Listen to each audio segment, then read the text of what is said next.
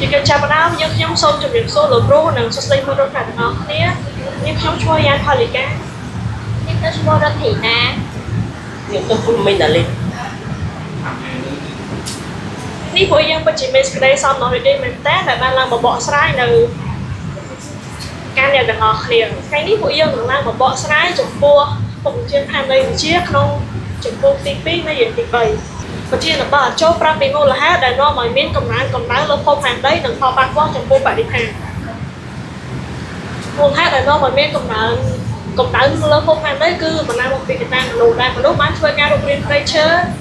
សម្រាប់ធ្វើហេដ្ឋារចនាសម្ព័ន្ធផ្សេងការប្រើប្រាស់ពូស៊ីឥន្ធនៈនិងការបំផ្លាញបរិស្ថានមួយការប្រើប្រាស់ឥន្ធនៈពូស៊ី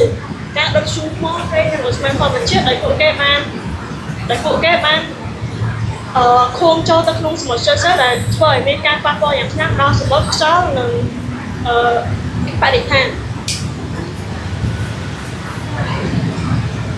ពួកគេបានប្រើប្រាស់អន្តរជាតិពូស៊ីទាំងនេះដើម្បីដឹកជញ្ជូនសម្រាប់ធ្វើមធ្យោបាយធ្វើដំណើរ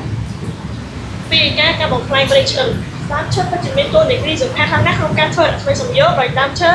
បានស្រូបយកនូវឧស្ម័នកាបូនឌីអុកស៊ីតពីក្នុងខ្យល់និងបរិយាកាសដោយបញ្ចេញទៅវិញនូវឧស្ម័នអុកស៊ីសែនទៅក្នុងបរិយាកាសអញ្ចឹងនៅពេលដែលមនុស្សកាត់ព្រៃឈើអស់ទៅធ្វើឲ្យសមត្ថភាពក្នុងការបន្សុទ្ធខ្យល់ត្រូវបានកាត់បន្ថយនិងឧស្ម័នអុកស៊ីសែនកាន់តែខ្សត់និងធ្វើឲ្យកាបូនដែលនៅក្នុងដើមឈើ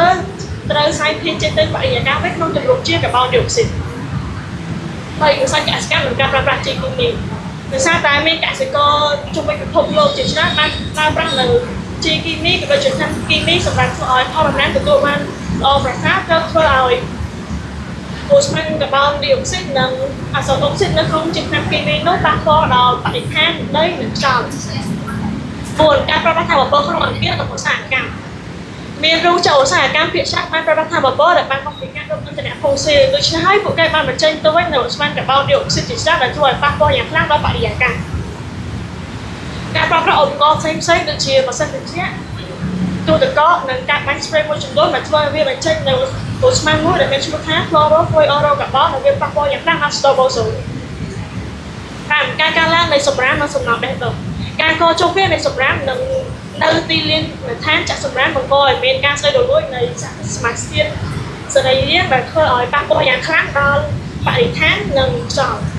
ជាកិច្ចបន្ទាប់ខ្ញុំសូមផ្ដល់ទូនីតិឲ្យមកដល់គ្រូ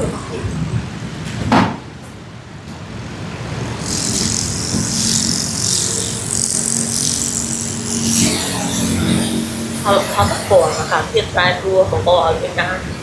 មានគ្រោះរាំងស្ងួតទឹកជំនន់នៅប្រែប្រួលបង្កឲ្យមានគ្រោះរាំងស្ងួតទឹកជំនន់និងខ្យល់ព្យុះកាន់តែសាហាវរវាងតបពោធ្វើឲ្យកម្ពស់ទឹកសមុទ្រកើនឡើងនិងអាចលិចលង់តំបន់ឆ្នេរប៉ះពាល់សុខភាពនិងជីវិតសត្វប្រឈមនឹងការបាត់បង់ហើយនឹងគឺកើតជំងឺផ្សេងៗ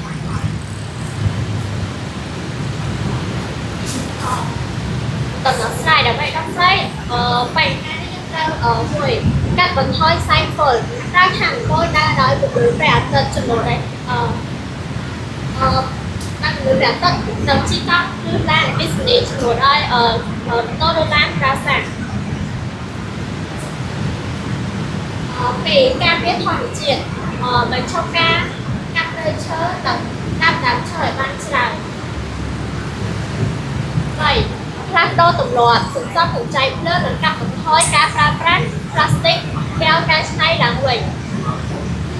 ជាចុងបញ្ចប់នេះខ្ញុំសូមអរគុណលោកគ្រូនិងមិត្តរួមអ្នកទាំងអស់គ្នាជួយជួយឲ្យលោកគ្រូនិងមិត្តរួមអ្នកទាំងអស់គ្នាមានសុខភាពល្អនិងសំណាងល្អ